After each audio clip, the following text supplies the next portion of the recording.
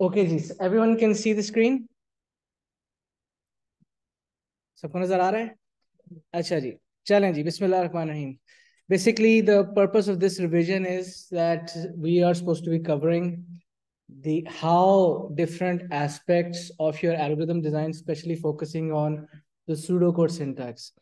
इसमें हम समझेंगे ये कि आपकी एल्गोरिथम डिज़ाइन में जो जिस डिफरेंट एलिमेंट्स हैं, इनपुट लेना, डिक्लेरेशन, लूप, सिलेक्शन, फंक्शन, अपना आइटरेशंस, ये तमाम तर चीज़ें वो कौन कौन से बेसिक बिल्डिंग ब्लॉक्स हैं, आपको अपने सिलेबस में क्या क्या की चीज़ आनी चाहिए और उसको लिखने का तरीक़ेकार क्या होगा।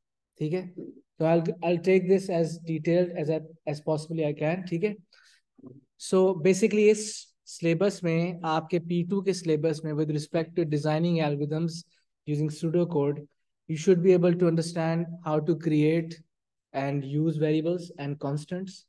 ठीक है, आपको इनपुट आउटपुट करना आना चाहिए, आपको सीक्वेंस किस तरह ऑर्गेनाइज करना है वो आना चाहिए, आपको सिलेक्शंस करने चाहिए, यानी कौन कौन से टाइप्स होते हैं सिलेक्शन, ये बेसिक आपके बिल्डिंग ब्लॉक्स हैं, as well as iterations, totaling and counting, string handling। strings क्या होते हैं? वो आपके पास any sort of text, उसको आपने छोटा string बनाना है, दो strings मिला के concatenation करनी है, सारी चीज़ आ जाएंगी।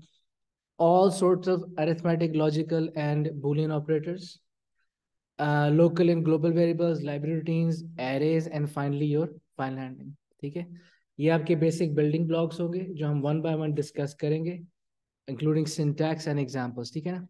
Okay, let's start off by understanding the variables। Now for variables, हमें पहले अंडरस्टैंड करना पड़ेगा कि वेरिएबल डिक्लेयर करने से पहले डेटा टाइप किस किस्म का हो सकता है। ठीक है ना?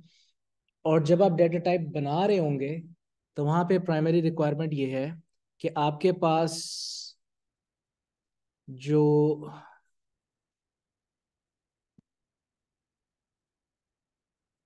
जो आपकी बेसिक रिक्वायरमेंट है वो ये है कि you should understand the data types. ठीक है, अब आपके पास बेसिक डेटा टाइप जो है वो एक इंटीजर है। इंटीजर में क्या होता है? Whole numbers, only whole numbers, इसमें फ्रैक्शनल पार्ट नहीं होता, ये नेगेटिव पॉजिटिव दोनों हो सकते हैं।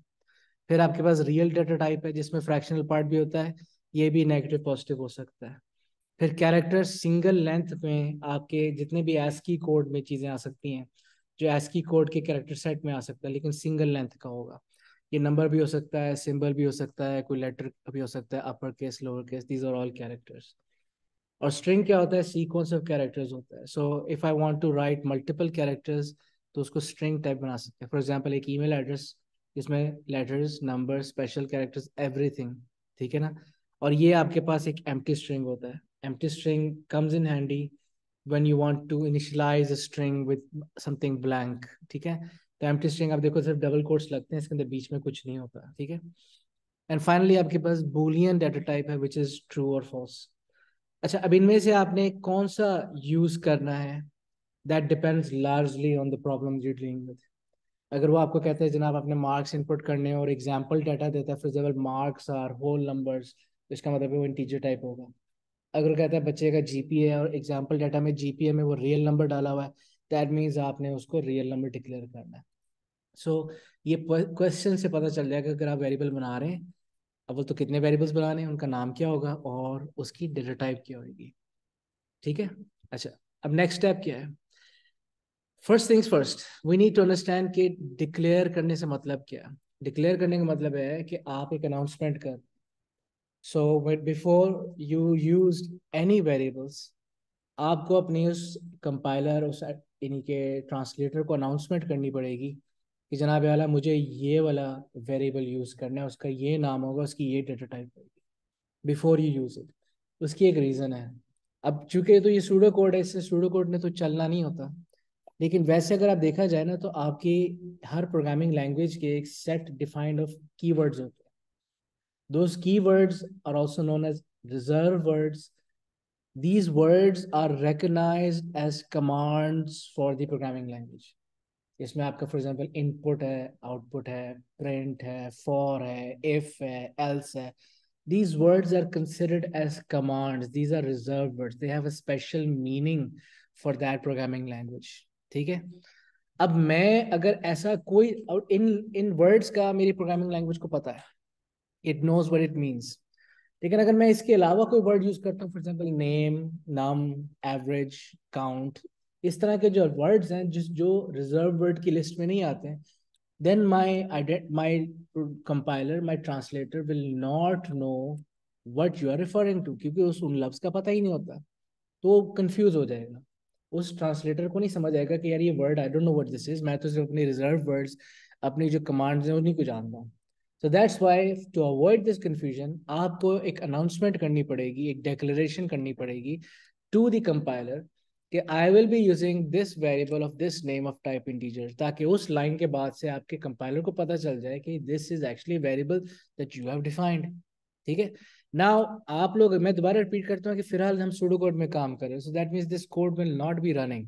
तो यहाँ पे डिक्लेरेशन की क्या जरूरत है? वेल ऑफ कोर्स ये कोड आप जो लिख रहे हैं ये किसी ने पढ़ना तो है, in this case that is your examiner, तो आप उसको अनाउंसमेंट कर रहे हैं कि मैंने ये वाला वेरिएबल बनाया हुआ है, इसकी ये डेटा टाइप है, ये उसका नाम है। ठीक है, ये उसके लिए अनाउंसमेंट आप कर रहे हैं। ठीक है, now so the basic syntax is के डिक्लेयर का वर्ड आएगा, उसके बाद उसकी आइडेंटिफायर का नाम, और ये जो कोलन लगा हुआ है it is read as of type. ठीक है, दिस मीन्स ऑफ टाइप, और बाद में उसकी जो आपने टाइप बनानी है यहाँ पे उसकी डेटा टाइप आ जाएगी। For example you want something to be integer, तो यहाँ पे इंटीजर लिखा होगा, you want something to be real, तो यहाँ पे रियल लिखा हुआ होगा। ठीक है ना, example of such statement could be declare first num of type integer, declare name of type string. So these are two different declarations of different data types. Is this clear? अच्छा, ये जो आपने नाम सिलेक्ट किया ना, this is also known as the identifier. ठीक है, अब आइडेंटिफायर जो है वो आप अपनी मर्जी से लिखेंगे। आइडेंटिफायर किसी भी चीज का हो सकता है, किसी वेरिएबल का भी हो सकता है, किसी फंक्शन का भी हो सकता है, किसी क्या कहते हैं कि एरे का भी हो सकता है। It's a name that you have chosen for a particular purpose. अब आइडेंटिफायर का जो नाम, जो आइडेंटिफायर सेलेक्ट करोगे, तो उसमें आपने इस चीज का ख्याल रखना है कि वो अब तो एक वर्ड हो। अब एक वर्ड से मतलब ये नहीं कि आप दो वर्ड यूज नहीं कर सकते, मतलब ये कि बीच में स्पेस नहीं होना चाहिए। सो अगर आपने एक आइडेंटिफायर चूज करना है फर्स्ट नम के साथ, यानी कि first name as an identifier, so first name के बीच में स्पेस नहीं आएगा, आप फर्स्ट नम जोड़ के लिखेंगे एज वन वर्ड। ठीक है, if you want to create a difference between the first word and the second word, तो आप अंडरस्कोर बीच में लगा सकते हैं, आप हर पहले लेटर को कैपिटलाइज कर सकते हैं ताकि फर्क नजर आए, but it has to be only a single word. ठीक है ना, again I repeat, single word से मतलब ये नहीं है कि एक ही वर्ड होना चाहिए, वो दो वर्ड जुड़े हुए नजर आने चाहिए। ठीक है, दूसरी बात ये कि जो आप आइडेंटिफाइड नेम चूज करोगे, it must not be from the reserved words. So जिस तरह के लफ्ज हैं, डिक्लेयर है, इंटीजर है, कैरेक्टर है, दीज आर रिजर्व वर्ड्स। तो आप देखो कि जिसमें मैं कैपिटल लेटर्स में लिख रहा हूँ ना, ऑल कैप्स में, दीज आर रिजर्व वर्ड्स। तो इनमें से कोई चीज आप एज आइडेंटिफायर नहीं चूज कर सकते, बिकॉज इनके लिए इन वर्ड्स का एक खास मतलब है, और उन मतलब के अलावा हम उसको यूज नहीं करेंगे। सो इसके अलावा आपने कोई नाम यूज चूज करना है। ठीक है, your name must be unique, identifier must be unique, it must B meaningful. Meaningful से मतलब ये कि जो उस आइडेंटिफायर का पर्पस है उसके नाम से समझ आ जाना चाहिए कि उसका पर्पस क्या है। फर्स्ट नाम, सेकंड नाम, average, total of all marks, या सब टोटल, या ग्रैंड टोटल, इस तरह करके आप नाम यूज कर सकते हैं। And finally the identifier must not begin with a number. Number बाद में आ सकता है लेकिन शुरू में उसमें नंबर नहीं है। ठीक है ना, so these are some rules that you have to be careful about when creating identifier. ठीक है ना, अच्छा, अब फर्क जरा अंडरस्टैंड करना है कि कांस्टेंट क्या चीज होती है। ठीक है ना, अगर आपको कांस्टेंट समझना है तो पहले आपको ये समझना पड़ेगा कि वेरिएबल क्या होता है। As the name suggest, it is meant to be an identifier that is supposed to change during the execution. ठीक है, उसका पर्पस ही ये है कि जब आपका प्रोग्राम चलेगा तो उसकी वैल्यूज, उसके कंटेंट्स चेंज होंगे, और जब भी मैं उसके अंदर असाइनमेंट करूंगा which is represented by this symbol, तो उसकी वैल्यू के अंदर नई वैल्यू आ जाएगी, पिछली वैल्यू को आप ओवरराइड कर देंगे, उसकी जगह नई वैल्यू आ जाएगी। But if you are assigning something as a constant, तो बेसिकली आपने क्या दिया कि जनाब इसकी वैल्यू फिक्स्ड हो गई और आप उसको आगे जाके चेंज नहीं करेंगे। ठीक है, and you may require constants during your algorithm. ठीक है ना, अब एक एग्जांपल है कि मैंने कांस्टेंट यहाँ पे बनाया है और कांस्टेंट का नाम रखा मैंने पाई। अब आप नोटिस करें कि कांस्टेंट को जब आप वैल्यू असाइन करते हैं तो आप असाइनमेंट ऑपरेटर नहीं यूज करते, आप इक्वल का साइन यूज करते हैं। कांस्टेंट पाई और उसकी वैल्यू आपने फिक्स कर दी। इसका मतलब क्या हुआ कि इस लाइन के बाद इस एल्गोरिथम में जहां भी पाई की वैल्यू आएगी वो 3.142 ही रहेगी। ठीक है ना। सवाल ये जहन में था कि इसकी जरूरत क्या है, अगर मैंने 10 दफा पाई लिखा है यानी कि 10 दफा मैं 3.142 भी लिख सकता था। ठीक है, why do I need to assign something as a constant? This assignment of constant causes the code to be maintainable. Maintainable का मतलब है कि इसके अंदर चेंजेस आप आराम से कर सकते हैं। नाउ फॉर एग्जांपल, मैं अगर कल को सोचता हूँ कि पाई की वैल्यू जो है ना 3.14 ही होनी चाहिए, 3.142 की जरूरत नहीं है, तो अगर मैंने ये कांस्टेंट पाई ना बनाया होता, मैंने जगह जगह 3.142 लिखा हुआ था, से 10 जगह लिखा हुआ था, दैट मीन्स मुझे 10 जगह जाके 3.142 को 3.14 करना पड़ेगा। वेरएज अगर मैंने एक कांस्टेंट असाइन कर दिया है ना, तो मैं सिर्फ इस जगह जाके 3.142 की वैल्यू को 3.14 कर दूंगा, और जहां जहां पाई यूज हो रहा होगा वो ऑटोमेटिकली अपडेटेड वैल्यू के साथ चल रहा होगा। So this is why we choose constants. ठीक है, हमारा कोड मेंटेनेबल हो जाता है। In the long run it is beneficial in the term of coding aspect. ठीक है ना। अच्छा, इसी तरह अगर आपने किसी आइडेंटिफायर को कोई वैल्यू असाइन करनी है तो उसका असाइनमेंट ऑपरेटर यूज होता है। सो इसका सिंटैक्स बेसिकली ये है कि जिस आइडेंटिफायर को आपने असाइन करना है that comes on the left, और जो आपने वैल्यूज को असाइन करनी है, यहाँ पे तो मैंने एग्जांपल है कि स्ट्रिंग टाइप की दी हुई है। इसका मतलब अब ये ध्यान में रखिएगा कि मैंने स्ट्रिंग कैसे दिया है, because it has double quotes on it. ठीक है ना। So anything that is written inside double quotes is a string. ठीक है। सो मैं ये string James is being assigned to the identifier name. ठीक है। अब इसके लिए जरूरी है कि जो नेम नामी वेरिएबल है, it has first of all has to be declared beforehand. ठीक है। और डिक्लेयर भी स्ट्रिंग टाइप का ही होना चाहिए। ये नहीं हो सकता कि मैं एक इंटीजर टाइप वेरिएबल के अंदर एक स्ट्रिंग को असाइन कर दूं। That's not possible, that can not happen. ठीक है। So if I am assigning a string to any variable, it has to be declared as a string data type. ठीक है, सो फार सो गुड। ओके, चलें आगे चलते हैं। अब दूसरी चीज, इनपुट्स यूजर से लेने हैं और आउटपुट्स देने हैं, उसका क्या तरीकेकार होगा। ठीक है। फर्स्ट ऑफ ऑल, इनपुट्स लेने के लिए क्या करना पड़ेगा? To take input you need one an appropriate prompt, and number to a variable where the input is to be stored. ठीक है ना। सो आपके पास प्रॉम्प्ट बेसिकली क्या चीज है? Prompt is a message that is displayed on the screen for the user to read. ठीक है।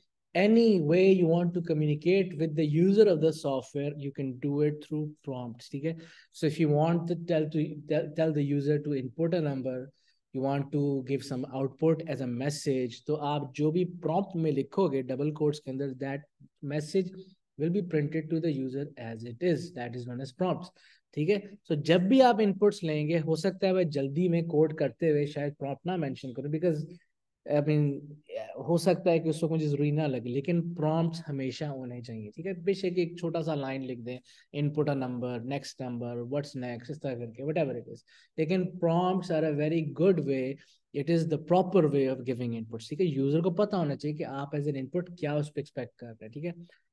सो इसके लिए क्या होगा? इनपुट का कीवर्ड है, इनपुट लेने के लिए इनपुट का कीवर्ड आएगा, फॉलोड बाय डबल कोट्स के अंदर जो भी चीज आपने प्रिंट करानी। And I don't have to repeat this, लेकिन ये जो मैं चीज ये लगा रहा हूँ ना सिंबल, ये सिर्फ मैं टेम्परेरी सिंटैक्स समझाने के लिए, असल में एक्चुअल सूडो कोड में ये इस तरह का सिंबल नहीं लगता।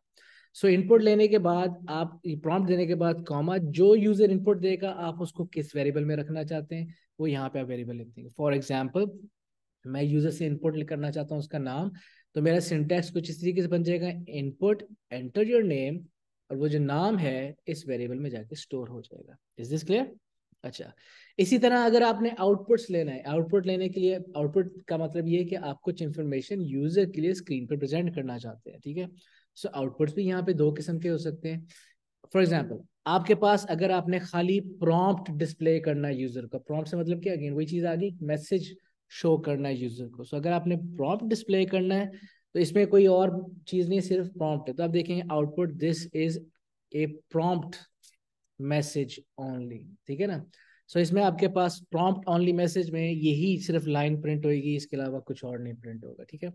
इसी तरह अगर आप फॉर एग्जांपल चाहते हैं कंटेंट्स ऑफ वेरिएबल आउटपुट हो जाए, प्रॉम्प्ट ना हो, सिर्फ वेरिएबल के कंटेंट्स आउटपुट हो जाए, तो यहाँ पे फॉर एग्जांपल आउटपुट नम करते हैं, तो नम के अंदर जो भी वैल्यू पड़ी होगी, फॉर एग्जांपल 5 पड़ा है तो स्क्रीन पे 5 लिखा हुआ आ जाएगा। और अगर आप नेम के अंदर फॉर एग्जांपल जेम्स लिखा हुआ है तो आउटपुट स्क्रीन पे जेम्स हो जाएगा। ठीक है, इसमें देखो प्रॉम्प्ट नहीं है, directly contents of variable screen पे प्रिंट हो रहे हैं, and this can same be done with constant as well. ठीक है ना। इसी तरह अगर आप अल्टीमेटली होता यही है कि आपको प्रॉम्प्ट के साथ मेंशन करना पड़ता है वेरिएबल के कंटेंट्स भी। नाउ इसमें आप क्या कर रहे हैं, प्रॉम्प्ट भी शो कर रहे हैं और साथ में उसका वेरिएबल के कंटेंट्स भी शो कर रहे हैं। So for example this message will be displayed with the contents of, और उसके बाद नम के अंदर जो भी चीज पड़ी है 10 15 जो भी है, इस लाइन के बाद वो लिखा हुआ आ जाएगा स्क्रीन के अंदर। ठीक है, so if you are required to display data in this form के प्रॉम्प्ट के साथ कोई कंटेंट्स ऑफ वेरिएबल प्रिंट हो रहा है, this is how it's done. ठीक है, एंड कई बार क्वेश्चन में कैटेगोरिकली लिखा होता है कि अप्रोप्रिएट प्रॉम्प्ट के साथ कंटेंट्स डिस्प्ले करें। So they basically what they are saying to you is कि इस तरह करके लाइन बना के आपको प्रिंट कराना पड़ेगा। सो फार सो गुड। ठीक है, अच्छा जी, नेक्स्ट थिंग, अब हमें सीक्वेंस अंडरस्टैंड करना है। What is the role of sequence. ये बात ध्यान में रखिएगा कि we are still following the basic von Neumann architecture, और वॉन न्यूमैन आर्किटेक्चर में ये स्पेसिफाई हो चुका था कि आपके जो भी इंस्ट्रक्शंस हैं उन्होंने लाइन बाय लाइन एग्जीक्यूट करने हैं। आपके पहले एड्रेस पे जो पहली लाइन लिखी होगी वहां से काम शुरू होगा, और एवरी टाइम PC+1 होके अगली लाइन पे जाएगा, अगले एड्रेस पे जो इंस्ट्रक्शन है वो एग्जीक्यूट होगी। सो दैट बेसिकली मीन्स कि आपका जो कंप्यूटर एक सीक्वेंशियल मशीन है, और उसने पहली लाइन से एग्जीक्यूशन शुरू करनी है और एंड तक एग्जीक्यूट करना है जब तक there are no more instruction. और instruction, set of instructions is basically our software. ठीक है ना, हमारा प्रोग्राम्स जो है वो सेट ऑफ इंस्ट्रक्शंस होते हैं। ठीक है, सो इसलिए जो सीक्वेंस डिफाइन करना है ये आपकी रिस्पॉन्सिबिलिटी है। और वो आपकी रिस्पॉन्सिबिलिटी क्यों है? Because you are a better जज of what the sequence should be, because आपने माइंड में एक सर्टेन गोल बनाया हुआ है, और वो गोल अचीव करने के लिए जो सेट ऑफ स्टेप्स होने चाहिए, यू आर अ बेटर जज ऑफ दैट। और आपके कंप्यूटर ने सिर्फ वो sequence of execute statements execute कर देनी है। So if your computer is not working properly, if it is not producing the desired results, most probably आपके सीक्वेंस ऑफ स्टेटमेंट्स में कोई गड़बड़ है, बिकॉज आपके computer is not responsible for deciding the sequence, that is your job. अगर आपका sequence गलत है तो आपका डिजायर्ड आउटपुट भी नहीं अचीव होगा। ठीक है, नाउ अभी देखिए, the line that is written first will be executed first, so the order has each step should be in line with what the algorithm is trying to achieve. For example, अब मैंने करना है क्या, input a name and the GPA of a student and output in a sentence। ये देखो, ये 1 2 3 मैंने लगाया हुआ है, लेकिन सादे अल्फाज में आपके सामने प्रॉब्लम इस तरह लिखा होगा, ये 1 2 3 आपको समझाने के लिए लिखा हुआ है, लेकिन लिखा क्या होगा कि input a name and the GPA and output the sentence. देखो आपके सेंटेंस में ही सीधे सीधा पहले कि जो काम पहले लिखा है वो पहले कर दोगे। ठीक है, सो नाउ अज्यूमिंग कि डेक्लेरेशन आपने कर ली है, या आपके एल्गोरिथम में स्पेसिफाई हुआ है कि you do not need to declare the variables. ये बात जरा इंपॉर्टेंट है।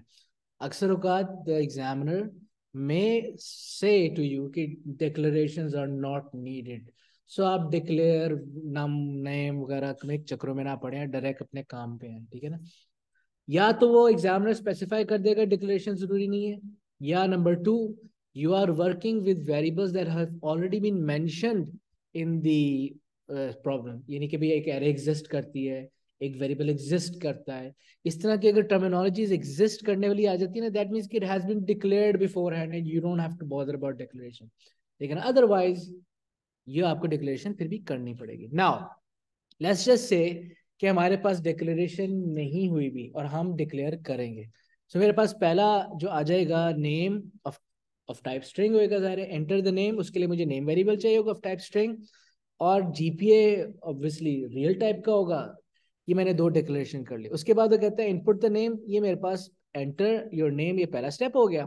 ठीक है, ये मैंने सुपरस्क्रिप्ट इसलिए लगाया हुआ है ताकि आपको स्टेप वाइज समझ आ जाए। और फिर एंटर योर GPA, ये आपके पास दूसरी लाइन चलेगी। एंड फाइनली उसने कहा हुआ है कि जनाब आउटपुट इन अ सेंटेंस, जो दोनों चीज़ इनपुट की हैं उनको एज ए सेंटेंस आउटपुट। अब सेंटेंस का मतलब ये है कि वो prompt including the variable contents आप सामने प्रिंट करेंगे। ठीक है, output your name is the contents of name, और फिर यहाँ पे दोबारा से प्रॉम्प्ट शुरू हो जाता है, एंड योर GPA इज फिर कंटेंट्स ऑफ GPA। ठीक है, सो बेसिकली आपके सेंटेंस की एक शक्ल बननी शुरू हो जाएगी। Is this clear? ठीक है। आप चाहो तो यहाँ पे और भी वेरिएबल्स ऐड करने और वेरिएबल्स ऐड करने सेंटेंस के बीच में, लेकिन जहां पे आपका प्रॉम्प्ट शुरू हो रहा है डबल कोट्स, खत्म हो रहा है डबल कोट्स क्लोज, फिर कॉमा जो वेरिएबल प्रिंट होना है वो, फिर कॉमा क्लोज, एक और प्रॉम्प्ट देना है, प्रॉम्प्ट डबल कोट्स के अंदर लिखा जाएगा, फिर वेरिएबल जो अपने मर्जी आपने सेंटेंस में चीजें ऐड करनी है आप कर सकते हैं। So far so good. Okay, next up, अब वो कहता है जनाब सिलेक्शंस के बारे में अंडरस्टैंड। सो फार हमारी प्रोग्रेस क्या है कि हमने जरा थोड़ा सा रिकैप कर लेते हैं। हमने वेरिएबल की डिक्लेरेशन, कांस्टेंट्स का यूज, इनपुट आउटपुट और सीक्वेंस, ये 3 चीजें हमने क्लियर कर दी, ठीक है ना। अब हम जरा सिलेक्शंस को अंडरस्टैंड करते हैं। नाउ सिलेक्शन के लिए हम क्या करेंगे,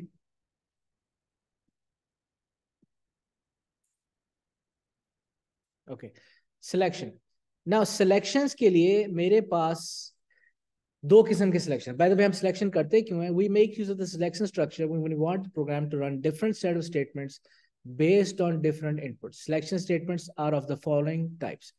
आपके पास पहली टाइप है, उसको कहते हैं if then else end if, ये गैप देना जरूरी नहीं है। और दूसरा है केस ऑफ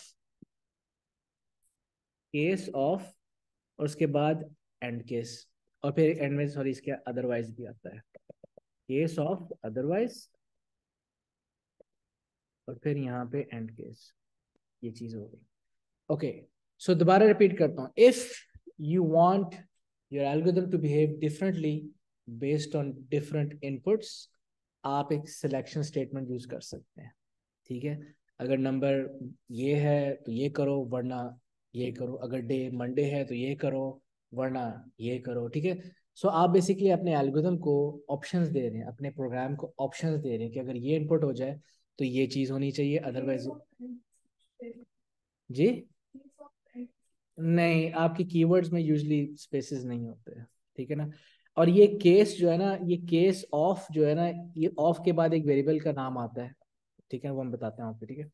अच्छा next, selection statement should be able to handle different conditions such as simple conditions, जहां पे आपके पास एक वैल्यू की बेस पे, just one value 0 1 A whatever, एक वैल्यू की बेस पे अपने पाथ डिसाइड करना है कि आगे क्या होना चाहिए। और कॉम्प्लेक्स कंडीशन ये है कि जिसमें आपका पाथ डिसाइड होगा based on range of values, यानी अगर आपके पास ए से जी तक वैल्यू है तो ये करना है, 0 से लेकर 9 तक है तो ये करना है, ठीक है ना, ये फर्क है। सो आपके पास दोनों पॉसिबिलिटीज हो सकती है कि किसी एक वैल्यू पे भी आप डिसाइड कर सकते हैं आगे क्या करना है, या हो सकता है कि प्रॉब्लम की रिक्वायरमेंट है कि रेंज ऑफ वैल्यूज पे डिसाइड करें। हम दोनों एग्जांपल्स देखेंगे, ठीक है। अब आपके पास बेसिक इफ एल्स में कौन कौन सी वेरिएशन एग्जिस्ट कर सकती है। इफ एल्स में आपके पास एक सिंपल इफ होगी विदाउट एल्स स्टेटमेंट, ठीक है। इफ एल्स में आपके पास एक और भी होता है इफ विद एल्स स्टेटमेंट, फिर एक होता है if with multiple else if statement, अगर आपने मल्टीपल कंडीशंस टेस्ट करनी, वन बाय वन इनको देखते हैं।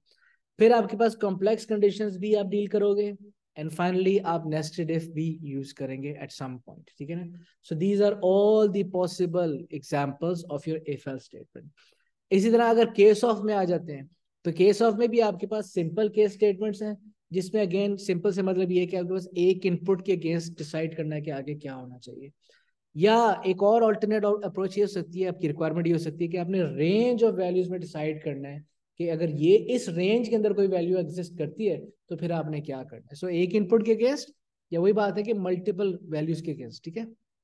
Okay, also it is also possible कि आप दोनों मिला के भी यूज कर रहे हो, यानी एक नेस्टेड इफ का स्ट्रक्चर बन जाए, नेस्टेड सिलेक्शन स्टेटमेंट बन जाए जिसमें बाहर इफ लगा हुआ है अंदर केस ऑफ लगा हुआ है, दैट्स आल्सो क्वाइट पॉसिबल, ठीक है, ये भी हो सकता है। सो फार सो गुड। कोई क्वेश्चन है तो पूछ लिया करें, कोई मसला नहीं है, ठीक है। अच्छा, अब आगे देखते हैं। Now let's understand the syntax of the basic if statement, ठीक है ना। Okay, simple if without the L's statement. अब इसका सिंटैक्स क्या है कि इफ के बाद आपकी यहाँ पे कंडीशन आएगी which has to be true, ठीक है ना।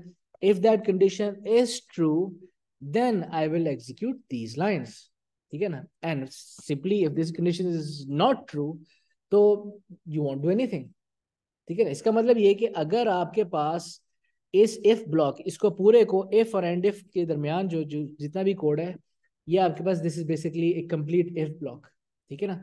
अगर इस इफ ब्लॉक से पहले कुछ लाइनें थी और उसके बाद ये कंडीशन टेस्ट हुई, और इस इफ ब्लॉक के बाद की कुछ लाइनें हैं, सो अगर ये कंडीशन फॉल्स है ना, तो ये कुछ किए बगैर डायरेक्टली यहाँ पे बादरी लाइनों पे आ जाएगा. So it won't do anything at all, because हमने इस कंडीशन अगर ट्रू नहीं है तो हमने ऑल्टरनेट दिया ही नहीं. अगर ट्रू है तो ये करो, वरना कुछ भी नहीं करेगा. ठीक है. सो this is how you have a simple if condition without N Ls statement. ठीक है ना. अच्छा, नेक्स्ट थिंग, आपके पास एक और एग्जाम्पल, इसकी एग्जाम्पल देख लेते हैं. इनपुट एंटर अ नंबर, और जो भी नंबर जा रहा है इनपुट हो रहा है वो नम में जा रहा है. ठीक है. और अगर आपका नम जो है 0 से बड़ा है, then we will output the number is positive. और अगर वो 0 से बड़ा नहीं है तो कुछ भी आउटपुट नहीं होगा. A simple if condition without N Ls statement. ठीक है. Next, this is an if statement with else statement. ठीक है. अब इसमें आपने ऑल्टरनेट पाथ दे दिया है. सो अगर ये है तो ये करो, वरना ये करो. ठीक है. So if this condition is true, then I will execute these lines. Otherwise अगर ये कंडीशन ट्रू नहीं है तो मैं डायरेक्टली इस पूरे हिस्से को स्किप करके ये लाइनें चला दूंगा. अब चूंकि इसके आगे कोई कंडीशन नहीं है ना, एल्स के आगे कोई कंडीशन नहीं है, तो इसने लाजमन चलना है. इस पे कोई चॉइस नहीं है. अगर ऊपर ट्रू नहीं है तो इसने तो लाजमन ही चलना है. इसको डिफॉल्ट कंडीशन कहते हैं. सो फॉर एग्जाम्पल, अगर मेरा, आपने नंबर इनपुट किया, एंटर अ नंबर, और आपने आपने नोटिस किया मैं वेरिएबल डिक्लेयर नहीं कर रहा, दैट्स ओके. ठीक है. Because I am trying to explain the other part. अब अज्यूम करें कि डिक्लेरेशन हुई हुई है और आप भी करोगे जहां पे रिक्वायरमेंट है. नाउ इनपुट अ नंबर, आपने नम के अंदर इनपुट ले लिया. अगर नम जो है 0 से बड़ा है, then output number is positive, else the number is not positive. ठीक है ना. अब इसका मतलब यहाँ पे ये हुआ कि कंडीशन एक ही टेस्ट हो रही है. अगर कंडीशन वो ट्रू है तो ये काम होगा, वरना वो ये काम कर देगा. लेकिन टेस्ट कंडीशन एक ही हो रही है. ठीक है. अच्छा, दूसरी चीज, ना थोड़ा सा आपको ये भी आइडिया होना चाहिए what the concept of jumps. ठीक है. अब जंप बेसिकली क्या हो रहा है कि आपकी ये लाइन टेस्ट होने के बाद ये लाइन चलेगी. ठीक है. ये लाइन टेस्ट होने के बाद अगर ये लाइन ट्रू है तो ये लाइन चलेगी. अगर ये ट्रू नहीं है तो आप सब कुछ स्किप करके डायरेक्टली इस लाइन को चला दोगे. सो this is the concept of jumps. ठीक है. और अगर ये ट्रू है तो ये लाइन चलेगी और उसके बाद आप इस स्टेटमेंट को पूरे को स्किप करके यहां से बाहर आ जाओगे. ठीक है. लेकिन the thing we need to understand here is कि चूंकि ये स्टेट और ये स्टेट आपस में म्यूचुअली एक्सक्लूसिव है. Mutually exclusive, understand this term, mutually exclusive. This is, अब ये चीजें आपस में चूंकि म्यूचुअली एक्सक्लूसिव है, दैट मीन्स अगर ये लाइन चल गई ना तो ये लाइन नहीं चलनी. ठीक है. और अगर ये नहीं चली तो चूंकि डिफॉल्ट स्टेट है, इसने तो लाजमन चल. ठीक है. लेकिन एक इफ ब्लॉक में एक ही पाथ पर चल सकता है. वो कौन सा है? That is determined on the input. ठीक है जी.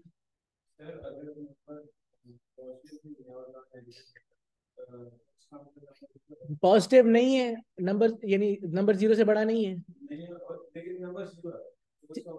अच्छा ठीक है. जीरो है, नंबर 0 है, 0 से बड़ा तो नहीं है ना. ठीक है. तो कंडीशन फॉल्स हुई ना. इसमें कम से कम वो प्रिंट कर देगा नॉट पॉजिटिव.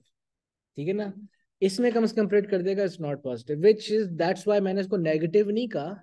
मैं सिर्फ इतना कह दिया कि पॉजिटिव नहीं, बिकॉज इट मेक्स सेंस. ठीक है. अगर मैं यहाँ प्रिंट कर देता नेगेटिव तो 0 के लिए वो गलत होना था. लेकिन अगेन, अगर ये कंडीशन ट्रू नहीं है, अब ये कंडीशन ट्रू किसके लिए नहीं है? 0 के लिए, एनीथिंग बिलो 0 इंक्लूडिंग 0. तो अगर एनीथिंग बिलो 0 एंड इंक्लूडिंग 0 आ जाता है तो कहेगा जनाब नंबर इज नॉट पॉजिटिव. ठीक है. अच्छा, and if you want to test that idea which you talking about, तो उसके लिए हमें मल्टीपल एल्स इफ कंडीशंस चाहिए होती है. ठीक है ना. अब इसका कंडीशन क्या है, इसका सिंटैक्स क्या है कि आपके पास पहली कंडीशन आ जाती है, if this is true then I will execute this line. अगर ये ट्रू नहीं है तो फिर आप इस कंडीशन को टेस्ट करते हैं, या आपकी ऑल्टरनेट कंडीशन 1. अगर ये ट्रू है देन ये लाइनें चला दें, और अगर ये भी ट्रू नहीं है तो इसको टेस्ट कर दें, और अगर ये ट्रू है तो ये लाइनें चला दें.